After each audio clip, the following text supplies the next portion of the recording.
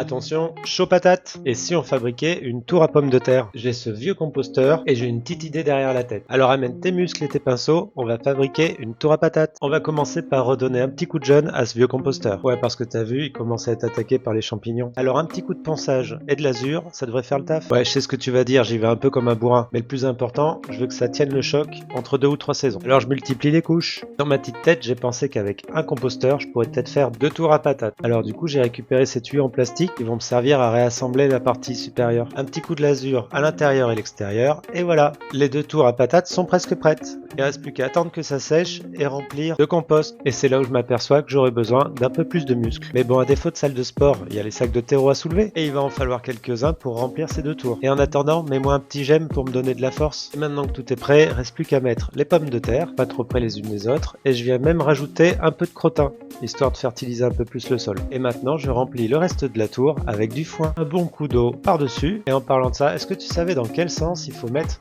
le pommeau d'arrosoir? Parce que si comme moi tu le plaçais comme ça, et ben t'as tout faux. Pour de meilleurs résultats, il faut le mettre dans l'autre sens. Alors, dis-le moi en commentaire si tu savais. Donc j'en étais où? Ah oui, on arrose un bon coup, et normalement, au bout d'un mois, ça commence bien à sortir. Et normalement, maintenant le job, c'est dès que ça pousse un petit peu, il faut recouvrir de foin. Et pas hésiter à bien tasser et en mettre un paquet. Et laisser juste sortir 2-3 feuilles. Et j'ai recommencé ça tous les 15 jours environ. Et là, on est au mois d'octobre, et ça y est, il est temps de récupérer les pommes de terre. Et j'espère vraiment que ça a marché. C'est la première fois que je teste cette méthode. Le principe normalement, c'est qu'au fil des couches, la pomme de terre va essayer de grimper de plus en plus haut et du coup faire des racines tout au long de sa tige. Et au bout des racines, normalement, il devrait y avoir des pommes de terre qui auront poussé tout en hauteur. Et pour rappel, là c'est des pommes de terre que j'avais plantées au mois de juin, donc ça fait 3 mois qu'elles sont dedans. Et là je commence un petit peu à m'inquiéter parce que plus je gratouille et moins il y a de pommes de terre. Pourtant le foin avait bien commencé à se décomposer, donc normalement apporter des nutriments pour les pommes de terre. Et puis entre les sacs de compost que j'ai mis dans le sol, plus le crottin de cheval, je m'attends à une méga récolte. Allez, donne-moi du baume au cœur et mets-moi un petit like pour m'aider.